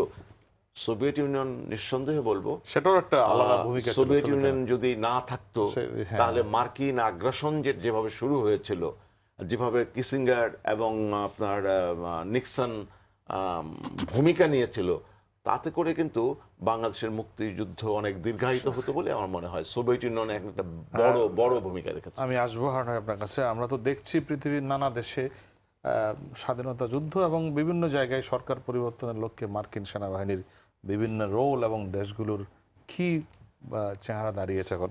যাই হোক, আমি আবার যেতে চাই একটু চট্টগ্রামে। আমাদের সাথে যুক্ত আছেন চট্টগ্রাম থেকে রিয়াজ হায়দার চৌধুরী, বিএফইউজের সহসভাপতি। রিয়াজ, আপনি শুনছিলেন আলোচনা, আমাদের যে জায়গায় আমরা আলোচনাটি করছি, যদি আপনার আর কোনো মন্তব্য থাকে যোগ করার। ধন্যবাদ। আসলেই আপনি একটু আগে যথার্থ বলেছিলেন এবং হারুন হাবিব আমাদের অগ্রজ, তিনিও তার গবেষণার উল্লেখ করে যে বিষয়টি বলেছিলেন, আমি সেই সূত্র ধরে একটু বলতে চাই। মুজিবনগর সরকার কিংবা অস্থায়ী সরকারের যে বিষয়টি বলা হচ্ছিল, যে আপনারা এতক্ষণ আলোচনায় বলছিলেন যে মাত্র 15 দিনের ব্যবধানে একটি সরকার গঠনের প্রক্রিয়া। আমি মনে করি জাতির জনক বঙ্গবন্ধুর রাজনৈতিক যে দূরদর্শিতা, 47-এর দেশ বিভাগের পর থেকে ভাষা সংগ্রামে ওনার গ্রেপ্তার হওয়া, পরবর্তীতে পাকিস্তানের সামরিক শাসন জারির পরে এই বাংলার মানুষের প্রতি বৈষম্য এবং সামরিক শাসনের বিরুদ্ধে যে দ্রোহ, বৈষম্যের বিরুদ্ধে যে প্রতিবাদ, সে প্রতিবাদের দীর্ঘ যে সংগ্রাম, সেটি 70-এর নির্বাচন, সব কিছু মিলে মানুষের মধ্যে স্বাধীনতার যে চেতনাবোধ জাগ্রত করে সারা দেশের মানুষকে এক করতে পারার মধ্য দিয়েই বঙ্গবন্ধুর যে দূরদর্শিতা এবং তার, আমি মনে করি যে দূরদর্শী নেতা হিসেবে বঙ্গবন্ধু অনুধাবন করেছিলেন যে তিনি গ্রেপ্তার হলে 25 মার্চ বা যে কোনো দিন রাতে তার ঘোষণার পরে তিনি গ্রেপ্তার হলে এই দেশের 70-এর নির্বাচনে নির্বাচিত জনপ্রতিনিধিদের ভাগ্য কী হবে, সাধারণ মানুষের আশ্রয় কোথায় যাবে, নিকট প্রতিবেশী রাষ্ট্র ভারতের কি সহযোগিতা তিনি পাবেন কি পাবেন না, কিংবা বড় পরাশক্তিদের অবস্থান কি হবে, সব কিছু মিলিয়েই বঙ্গবন্ধু পরাধীন একটি জাতিকে চূড়ান্ত স্বাধীনতার মন্ত্রে উদ্দীপ্ত করার মধ্য দিয়ে, ওনার দূরদর্শিতার মধ্য দিয়েই ওনার ব্রেন চাইল্ড আমি মনে করি যে মুজিবনগর সরকার, এবং সেই সরকারের পাশে দাঁড়ানোর মধ্য দিয়ে ভারত যে আমাদের বেদনা, আমাদের বঞ্চনা, আমাদের শোষণটিকে তাদের বেদনার সমবেথী হওয়ার মধ্য দিয়ে আমি মনে করি ভারতের যে সহায়ক ভূমিকা, সেটি ইতিহাস বিশ্লেষণে প্রজন্ম থেকে প্রজন্মান্তরে আমাদের যে মুক্তি সংগ্রাম, সেই সংগ্রামে বিশেষভাবে আলোচনা হওয়া উচিত। এবং মুক্তিযুদ্ধ নিয়ে কাজ করতে গিয়ে এই অধ্যায়টিকে হীন রাজনৈতিক কারণে ম্লান করে দেখার কোনো সুযোগ নেই, এবং প্রজন্মান্তরে আমি মনে করি এই কথাটাই স্বীকৃতি দিতে হবে যে হাজার বছরের মধ্যে বঙ্গ বলেন, পুন্ড্র বলেন, রারো বলেন, সমতট বলেন, গৌড় বলেন, কিংবা পলাশীর আম্রকারণে সেই কথিত স্বাধীনতা নিপাত যাওয়ার বিষয়টি বলেন, বাঙালি কিন্তু কোনো কালেই জাতিরাষ্ট্র হিসেবে স্বাধীন ছিল না। এই স্বাধীনতার মন্ত্রে একমাত্র জাতির জনক অর্থাৎ বঙ্গবন্ধুই আমাদের উজ্জীবিত করতে পেরেছিলেন, এবং তার চিন্তার সাথে নিকট প্রতিবেশী বড় শক্তি হিসেবে ভারতের যে সহায়ক ভূমিকা, সেটিতেই আজকের বাংলাদেশে আমরা অন্তত কথা বলার মতো এই পরিবেশে এসে দাঁড়িয়েছে। ধন্যবাদ রিয়াজ হায়দার। যদি সময় থাকে চট্টগ্রামে গিয়ে আপনার কাছে আবার কথা শোনার চেষ্টা করব। আমি আবার এই স্টুডিওতে আসতে চাই, আমাদের যেখানে তরুণরা আছেন। Nurul Islam Hasif, bdnews24.com-এর senior reporter. এই প্রেক্ষিতটা নিয়ে যদি আর কিছু বলেন আপনি। আমার মনে হয় যে এই পর্যায়ে আমাদের গুরুত্ব দেওয়া উচিত ডকুমেন্টেশনের উপরে। আসলে এই মুক্তিযুদ্ধের সময় বা ওই আশেপাশের সময়গুলি আগের, তার কিছুটা পরে, এটা খুব প্রপারলি ডকুমেন্টেড না, যে কারণে এখন এই যে জেনোসাইড নিয়ে যখন আমরা কথা বলছি, এটার আন্তর্জাতিক অঙ্গনে এটার যে রিকগনিশন, সেক্ষেত্রে আমাদের অনেক ধরনের সমস্যা হচ্ছে। এটা তো অভিযোগ আছে যে 75 পরবর্তী যে বাস্তবতায় আমরা পড়ে গিয়েছিলাম, তখন তো ইতিহাসের চাকা উল্টো দিকে ঘুরেছে। সেটা তো বটেই, কিন্তু এখন সেটাকে আমাদের ওইখানে সময় দিতে হবে, ওইখানে ইনভেস্ট করতে হবে। কারণ এটাতে অসম্ভব সেটা তো না। আমাদের মুক্তিযোদ্ধারা তো এখনও বেঁচে আছেন, আমাদের এবং এই ডকুমেন্ট কিন্তু বিশ্বের বিভিন্ন জায়গায় বিভিন্নভাবে পাওয়া যাবে। সো সেটা সম্ভব। এবং প্লাস হচ্ছে যে আমাদের দেশের মধ্যে আপনি যদি বলেন, ধরেন এখন গত 10 বছরে আওয়ামী লীগ সরকার ছিল বাংলাদেশে, মানে আছে, তো এখানেই যেমন কথা আসছে যে বাংলাদেশের যে সাংস্কৃতিক আন্দোলন যেটা দরকার ছিল সেটা কি হয়েছে? আমি মনে করি হয়নি।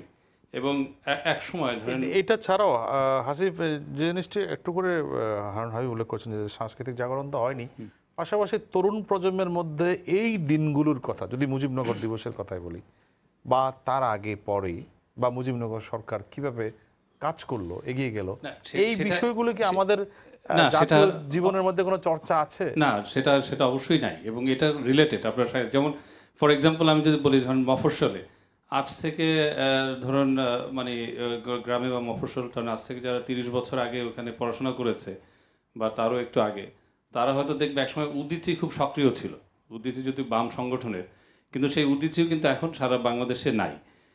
এখন তখন কি হতো, তখন হচ্ছে এই বিশেষ দিবসগুলিতে আপনার সবসময় প্রোগ্রাম হতো, প্রতি বছর অনুষ্ঠান থাকতো, সেই 21শে ফেব্রুয়ারি, 26শে মার্চ, 16ই ডিসেম্বর বা অন্যান্য প্রোগ্রাম, বাৎসরিক প্রোগ্রাম থাকতো। এবং অন্য কোনো সংগঠন, ফর এক্সাম্পল যে আওয়ামী লীগ ক্ষমতা আছে, তারা যে কোনো সংগঠনকে নতুন করে প্যাট্রোনাইজ করে সাংস্কৃতিক অঙ্গনে কিন্তু অনেক টাকা পয়সা খরচ হচ্ছে, হয়তো শহর কেন্দ্রিক, ঢাকা কেন্দ্রিক হচ্ছে, কিছু মানুষজন হিউজ বেনিফিটেড হচ্ছে, কিন্তু এই টাকাটা বা এই প্যাট্রোনাইজেশনটা সারা বাংলাদেশে অনুপস্থিত, এটা আমি বলতে চাই। কারণ এই সংগঠনগুলোকে আপনার প্যাট্রন করতে হবে। একটা সংগঠন তো সে টিকে থাকতে পারছে না। আপনি গ্রামগঞ্জে যান, খবর নেন, আপনি দেখবেন না এগুলি এখন আর, আমরা তো এখন কর্পোরেট আগ্রাসনের শিকার হয়ে গেছি এখন। না, সেটা আছে, কিন্তু সেই কর্পোরেটটাকেও তো আপনি ইউটিলাইজ করেন। আমার কথা হচ্ছে যে সরকার থেকে এটা একটা, যেহেতু আমি বলছি যেহেতু আওয়ামী লীগ সরকার এখন ক্ষমতায় আছে এবং তাদের তো এটা একটা মানে অন্যতম প্রায়োরিটি এবং এটা কর্তব্য বটে, যে এটা সেক্ষেত্রে সেই কর্পোরেটকে ইউজ করেও যে রিচ করা, সেটাও কিন্তু করছে না। এবং সেক্ষেত্রে কিছু লোকজন, শহর কেন্দ্রে কিছু লোকজন কিন্তু এই সাংস্কৃতিকের নামে হিউজলি বেনিফিটেড, তারা নিজেরা হয়তো অনেক সম্পদ করে ফেলছেন, কিন্তু আবার আপনার মাঠের একটা মানুষ কিন্তু আর সাংস্কৃতিক আন্দোলন সে করতে পারছে না। ধন্যবাদ হাসিফ, ধন্যবাদ আপনাকে। কর্পোরেটের সমস্যা হচ্ছে তারা প্রথম প্রায়োরিটিতে নিজেদের স্বার্থ, নিজেদের পণ্যের ইগুলো বা প্রায়োরিটিগুলো থাকে। আমাদের সাথে আছেন ওয়াকিল আহমদ হিরণ, সমকালের সিনিয়র রিপোর্টার, যদি আপনার কিছু যোগ করার থাকে। ধন্যবাদ শ্যামলদা। আমি মনে করি যে এখন মুজিবনগর, যেখানে মেহেরপুর, কুষ্টিয়া, আম্রকাননে যেখানে শপথ নেওয়া হয়েছিল, যেখানে অস্থায়ী সরকার গঠন করা হয়েছিল, ওই জায়গাটাকে বা ওই এলাকাকে একটা পর্যটন নগরী করা উচিত, বা একটা কিছু করা উচিত সরকারের। যে এখন বর্তমান সরকার বা আওয়ামী লীগ সরকার ক্ষমতায় আছে, এই সরকার যদি না করতে পারে, তাহলে তো পরবর্তী কে কোনো সরকার করতে পারবে কিনা আমি জানি না। তা এখন ওই জায়গাটাকে আরও ঐতিহাসিক করার জন্য এবং সারা বিশ্বে এটাকে আরও সকলের কাছে আরও ফুটে তোলার জন্য, এই জায়গাটা একটা ঐতিহাসিক ঘটনা ঘটেছে, একটা স্মরণীয় ঘটনা ঘটেছে, এখানে একটা সরকার গঠন করা হয়েছিল 71-এ। তো এইটাকে আরও মানে আরও করার জন্য একটা পর্যটন নগরী করা উচিত, বা আরও একটা ঐতিহাসিক স্থান মানে ঘোষণা করে, বা ওখানে যে ঘোষণা তো আছেই, তারপরে আরও মানে সারা বিশ্বের জন্য এটা বুঝে মানুষ জানে। এই জায়গায় আমাদের একটা সরকারের যাত্রা শুরু হয়েছিল। হ্যাঁ, যে এখানে যাত্রা শুরু হয়েছিল, এটাকে আরো ধন্যবাদ। ধন্যবাদ ওয়াকিল আহমদ হিরণ। সম্প্রতি বোধহয় একটা সিদ্ধান্ত, আরেকটা জিনিস এখানে বলি যে মুজিবনগর সরকার যেখানে হয়, মুজিবনগর যেটাকে আমরা বলি, এটা কিন্তু সেদিন থেকে মানে 17ই এপ্রিল থেকে 16ই ডিসেম্বর পর্যন্ত বাংলাদেশের রাজধানী ছিল সেটা।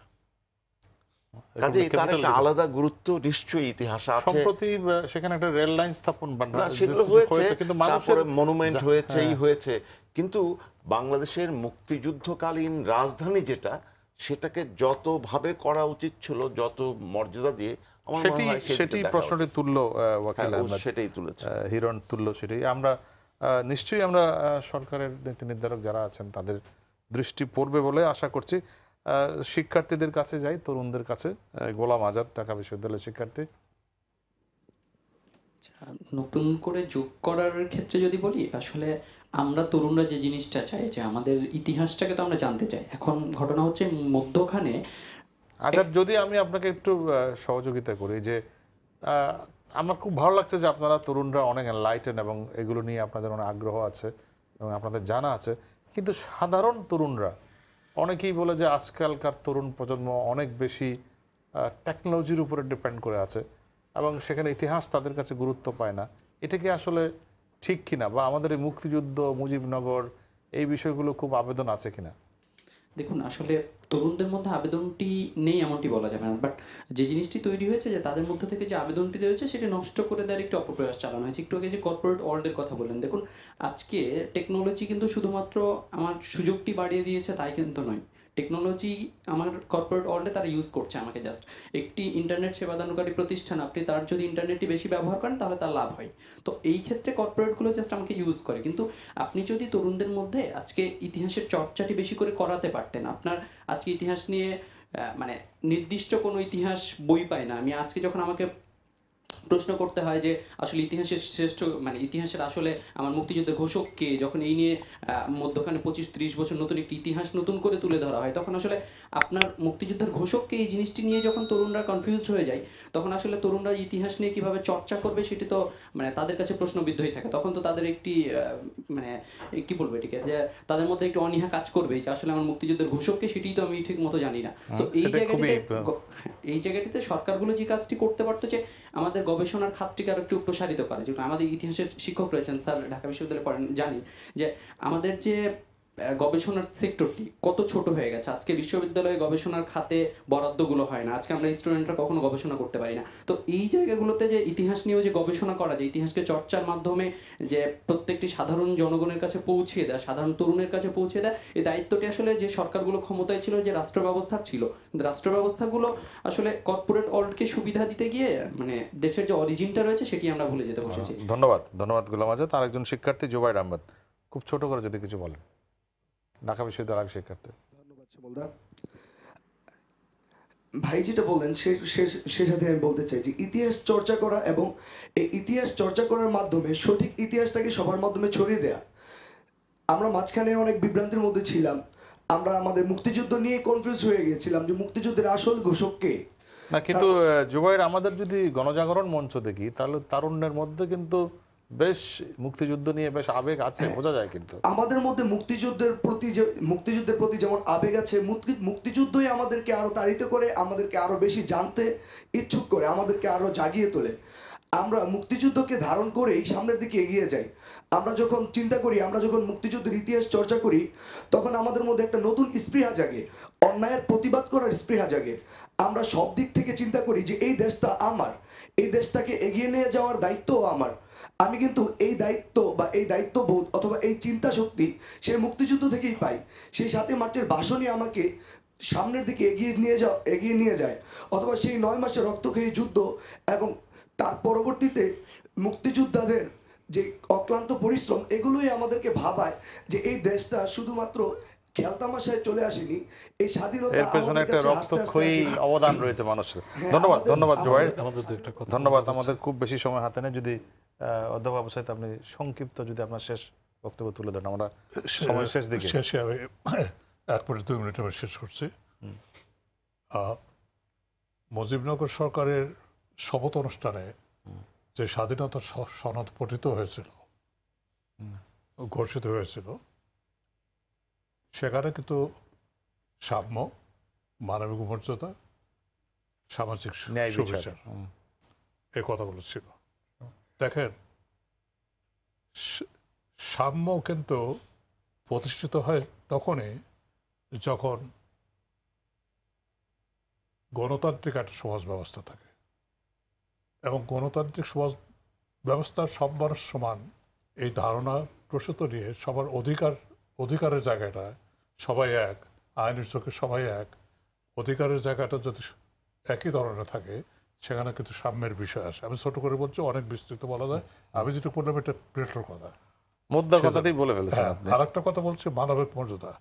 মানবিক মর্যাদা সেটা হলো ধনী গরিবের পার্থক্য, বৈষম্য, তারপরে হলো সাম্প্রদায়িকতা, জঙ্গিবাদ, ধর্মান্ধতা, এগুলো সব মিলেই কিন্তু মানবিক মর্যাদার বিষয় আছে। হিন্দু মুসলমান ভাগ করলে কিন্তু মানবিক মর্যাদা থাকে না, মানুষ হিসেবে মানুষের মর্যাদা থাকে না। আরেকটা বিষয় হলো যে ধনী গরিবের যে বৈষম্য, বিরাট পার্থক্য, সেটা যদি বহাল থাকে সমাজে, রাষ্ট্রে, তাহলে সেটা ওই ঘোষণা কিংবা মুক্তিযুদ্ধের চেতনার সঙ্গে মেলে না। আর একটা হলো সামাজিক ডাইভার্সার। একজন মানুষ এখনো ভিক্ষা করে খায়, গরিব দুঃখী, গ্রাম থেকে এসছে, পড়াশোনা করতে পারে না। আরেকজনের ছেলে প্রচুর প্রাচুর্য নিয়ে তার পরিবারের ভিতরে, তার গোষ্ঠীর ভিতর বড় হয়ে মনে হচ্ছে তারাই শাসন করবে, সেই জন্য সেই অ্যারিস্টটলের রাজপুত্র, প্লেটোর রাজপুত্র তৈরি হচ্ছে, রাজগোষ্ঠী তৈরি হচ্ছে। এই যে বৈষম্য আছে, এই বৈষম্যগুলো দূর করার জন্য আমাদের ওই জায়গায় মুক্তির যে কথা ছিল, মুক্তির যে মিছিল ছিল, যে মুক্তির যে অভিযাত্রা ছিল, সেটাকে অব্যাহত রাখতে হবে। আমি আমাদের ছাত্রদের এবং তরুণদের কথা শুনে খুব উৎসাহিত হয়েছি। আমি মনে করি যে আপনার এখনো তো আমাদের মুক্তিযোদ্ধারা বেঁচে আছেন, অনেকে মুক্তিযুদ্ধকে প্রত্যক্ষ করেছেন, এরকম মানুষ কিন্তু এখনো বেঁচে আছেন, সবাই আছেন যারা দেখেছেন, আমরা নিজেরাই আছি, এখনো তো আছি, দেখার লোক আছে, হ্যাঁ দেখার লোক না, এবং প্রত্যক্ষভাবে অংশগ্রহণকারীরা আমরা আছি। তো সেই জায়গায় আপনার আমি মনে করি যে এই মানে আমাদের স্মৃতিগুলোকে ধরে রাখা এটা কিন্তু খুব জরুরি বিষয়। রাষ্ট্র কিন্তু যদি মানে মুক্তিযুদ্ধে নেতৃত্ব দানকারী সরকার যখন এই রাষ্ট্র ক্ষমতায় অধিষ্ঠিত, তখন এই কাজটা যদি এখন না হয় তাহলে আর কবে হবে? এটাই কিন্তু শেষ সুযোগ। এবং আমি মনে করি যে ইতিহাসকে বাধ্যতামূলক করা দরকার, ইতিহাস পাঠকে অবশ্যই এটা খুবই গুরুত্বপূর্ণ, এটা খুব গুরুত্বপূর্ণ বিষয় এবং ভিজুয়াল হিস্ট্রির একটা কনসেপ্ট। আজকে তরুণ প্রজন্মকে আপনি সামনে আনার জন্য আমরা কিন্তু ভিজুয়াল ডকুমেন্টেশন করতে পারি, সেই জিনিসগুলো খুব দরকার। এবং মুক্তিযুদ্ধের সকল স্মৃতিবাহী জায়গাগুলোকে সংরক্ষণ করা, চিহ্নিত এবং সংরক্ষণ। সংক্ষিপ্ত করে এটাই বলা যায়, আমি বলতে পারি, সেটা হচ্ছে যে মুক্তিযুদ্ধ নিয়ে আমাদের তরুণ প্রজন্মের মধ্যে বিভ্রান্তি যারা তৈরি করেছিল, তারা একটা বড় ঐতিহাসিক পাপ করেছিল, সেটা আস্তে আস্তে মুছে যাচ্ছে। বিশেষ করে আজকে যারা আমাদের সাথে যোগ দিয়েছেন তাদের কথা শুনেও তাদের উপলব্ধিটা বোঝা যায়। কিন্তু আমি যেটা মনে করি যে এই যে এটাকে স্থায়ী করতে হবে, আমি বারবার করে যে কারণ রাজনৈতিক বিজয় আমাদের হচ্ছে, কিন্তু আমাদের মনোজাগতিক যে ব্যাপারটা সেটা কিন্তু হচ্ছে না, যার জন্য আমাদের মুক্তিযুদ্ধের ভিত্তিতেই আদর্শেই আমাদের একটা মানবিক মূল্যবোধ সম্পন্ন সমাজ দরকার। এ না হলে অনেক কিছুই আমাদের ব্যর্থ হয়ে যাবে। দর্শক, এই বক্তব্য পর নিশ্চয়ই আমার আর কোনো কনক্লুশন টানার প্রয়োজন নেই। আজ এ পর্যন্তই। আগামী মঙ্গলবার আবারও দেখা হবে। সে পর্যন্ত সবাই ভালো থাকুন, সুস্থ থাকুন, সবার জন্য মঙ্গল কামনা।